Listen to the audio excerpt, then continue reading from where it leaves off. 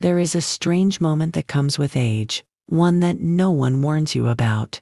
It isn't dramatic. There's no sharp pain or sudden event. It's the moment you realize that your body no longer recovers automatically. When I was younger, I could mistreat myself and bounce back without thinking. I could sleep late, eat poorly, live stressed, and still feel fine the next day.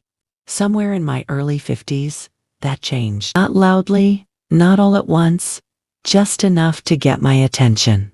That's when I understood something important. After 60, life is no longer about how hard you push. It's about how carefully you live. Most people think longevity is decided by big things: genetics, doctors, medicine, luck. Those things matter. But they don't decide your daily reality. What decides it is something quieter. A habit so ordinary that most people overlook it until it's gone. The habit of listening to yourself and responding with respect instead of force. I didn't always live this way.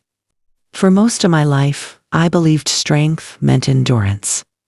I believed ignoring discomfort was a virtue. I believed rest was weakness and slowing down was surrender. That belief served me when I was young. It betrayed me as I aged. Because the body keeps records, even when the mind pretends not to notice. In my late 40s, I began waking up tired even after sleeping. My joints felt stiff longer than they used to. Stress stayed with me after work instead of disappearing overnight. I didn't feel sick, just heavier. Many people live years in that space. Not ill enough to change, not healthy enough to feel good. That middle ground is where life quietly shortens. What I learned is this: after 60, your body becomes honest. It stops covering for your habits. Every choice leaves a mark. Every ignored signal accumulates interest. And the one habit that decides how long you live is how you respond to those signals. Some people respond with denial. They say aging is natural and nothing can be done. They keep living the same way, hoping for a different outcome. Others respond with panic. They chase extreme diets, intense workouts, miracle supplements. They exhaust themselves trying to control time. Both approaches fail because they miss the point. Longevity is not about fighting the body. It's about cooperating with it. I learned this watching my own life slow down in subtle ways. I remember a morning when I stood up too fast and felt dizzy. It passed quickly, but it stayed in my mind. Not because it scared me, but because it felt unfamiliar. I realized my body was asking for patience. That was new. I had spent decades demanding obedience from it. Now it wanted conversation. Listening doesn't mean surrendering ambition or becoming fragile. It means understanding limits before they become damage. It means noticing fatigue and resting before illness forces you to. It means recognizing stress before it hardens into disease. It means choosing sustainability over intensity.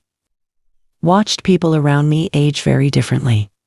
Some seemed to shrink each year, not physically, but emotionally. They became tense, angry, withdrawn. Others saw. They moved slower but stood taller inside. They laughed more quietly, but more often. Their health reflected that difference. It became clear to me that aging is not just biological. It's behavioral. One man I worked with for years was brilliant and driven. He worked through lunches, skipped sleep, carried stress as if it were proof of importance. He dismissed rest as laziness. I admired him when I was younger. 10 years later, his health collapsed. Heart issues, chronic fatigue, anxiety. He didn't lack intelligence. He lacked the habit of listening. His body spoke for years. He answered, too late. Another man, older than both of us, lived differently. He left work on time. He walked every evening. He ate simply. He protected his sleep. He wasn't lazy. He was intentional. He outlived most of his peers and stayed mentally sharp long after retirement. The difference wasn't luck. It was daily respect. After 60, respect becomes survival. Your body no longer forgives repeated neglect, but it rewards consistency generously. Small adjustments compound. Better sleep improves mood. Improved mood reduces stress. Reduced stress improves immunity. Immunity protects everything else. It's a quiet chain reaction. The habit I'm describing shows up in simple moments. When you feel tired, do you push or pause? When you're stressed, do you suppress or release? When you eat, do you listen to how food affects you later or only how it tastes now? These decisions feel small, but they shape decades. One of the hardest lessons I learned was letting go of the idea that rest must be earned. For most of my life, I believed rest was a reward for exhaustion. That belief nearly cost me my health. After 50, exhaustion is not proof of productivity. It's a warning sign. Learning to rest without guilt changed everything. My sleep deepened. My mind cleared. My patience returned. The mind deserves as much care as the body, perhaps more. Stress ages faster than time. I've seen people with strong bodies fall apart emotionally because they never learn to quiet their thoughts. They carry regrets, anger, and fear as if these emotions were obligations. The body absorbs that weight. I carried my share of unresolved tension for years. Old arguments replayed in my mind. Unspoken words stayed lodged in my chest. I didn't realize how much energy it consumed until I let it go. Letting go doesn't mean forgetting. It means releasing the need to relive. When I did that, my breathing changed. My posture changed. My health followed. After 60, emotional regulation is not optional. It's as important as diet and exercise. Peace is medicine. Calm is protection. Silence heals in ways noise never will. Movement also changes meaning with age. When you're young, movement is about strength and appearance. When you're older, it's about circulation and continuity. Walking became my anchor. Not fast, not competitive. Just steady. Each step reminded my body it was still needed. Each walk cleared my mind more than any conversation. I noticed that days without movement felt heavier, even if I sat comfortably. Stiffness crept in. Mood dipped. Energy dropped. Movement doesn't need to be intense. It needs to be consistent. The body thrives on rhythm. Food became honest too. Foods I once tolerated now punished me. Heavy meals stole sleep.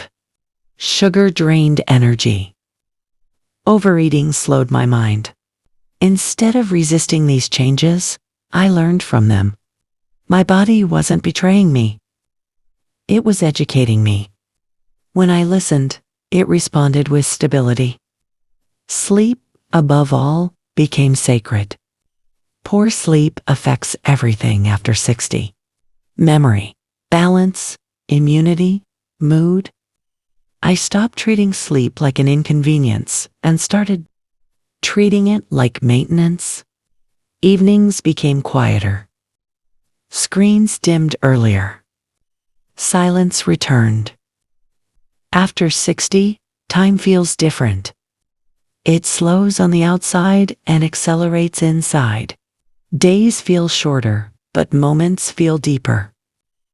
Listening becomes natural when you allow it. I don't know how many years remain for me. None of us do. But I know this. Each day I listen, adjust, and respect my body and mind, life gives something back. Not always comfort. Sometimes clarity. Sometimes peace. Sometimes strength. That one habit doesn't look impressive from the outside. It doesn't sell products or promise miracles. But it decides how long you live, how well you age, and how much of yourself you keep along the way. The mornings have a different quality after 60. They are quieter, slower, and demand attention in ways my younger self never understood. I find myself noticing small signals of stiffness in my shoulders, a slight shortness of breath, moments of fatigue that linger a little longer than they used to. These are not warnings to be feared, but invitations to act differently. I've learned that responding to these moments with patience, rather than force, is the true test of longevity. It's easy to dismiss them, to push forward as I once did. But every time I listen to my body, allow myself to rest, or take a gentle walk, I am investing in years that feel full, rather than merely counted. I've also realized that my mental habits are just as vital as my physical ones. I've seen how anger, anxiety, or unresolved regret can age a woman faster than a poor diet ever could. I've spent long evenings reflecting on old disputes and learning the grace of letting go. This doesn't erase the past, but it frees my present. For me, peace is not just a feeling. It's a habit, a deliberate choice that carries profound consequences for my body, my mind, and my lifespan. Every day I practice calm, and the benefits ripple outward. My sleep deepens, tension fades from my face, and energy returns in quiet, sustaining waves.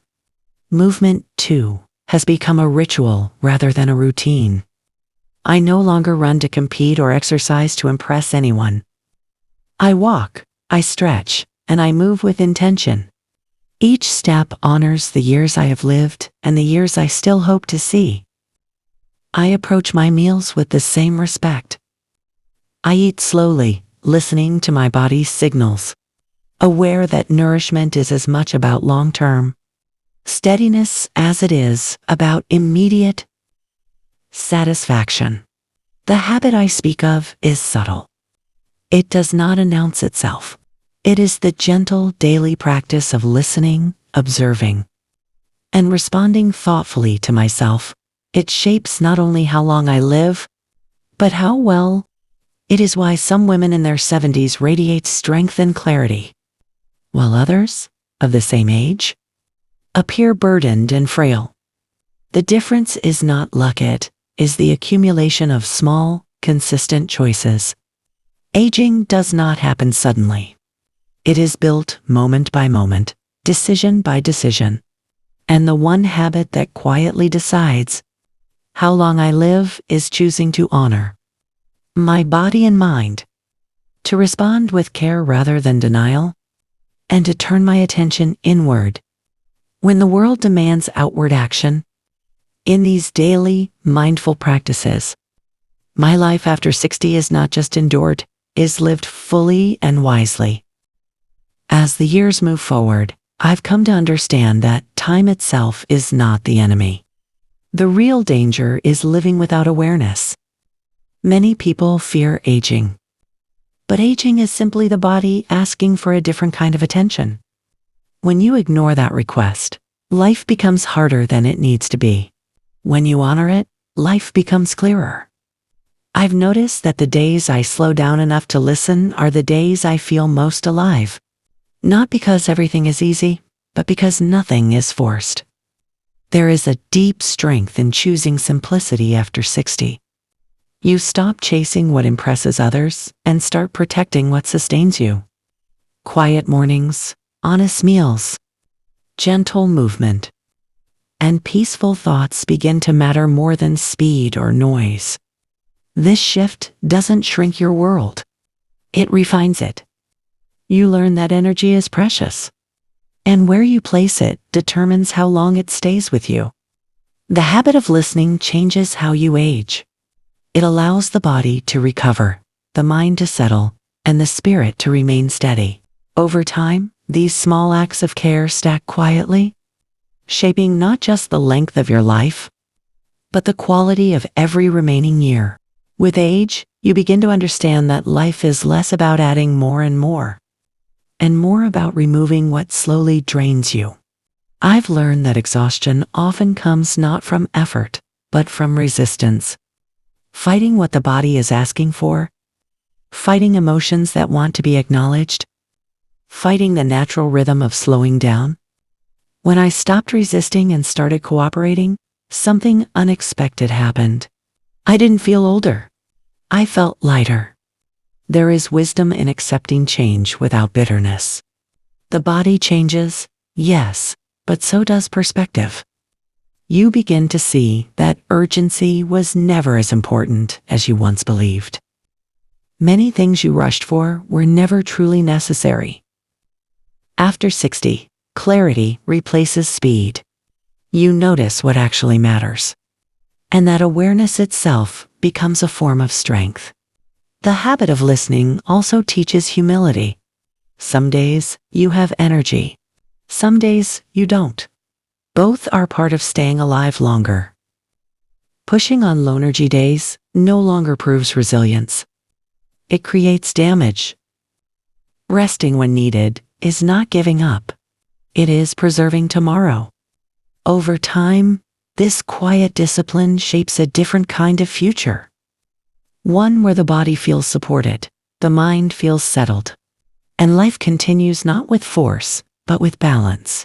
This is how longevity grows not loudly, not suddenly, but patiently.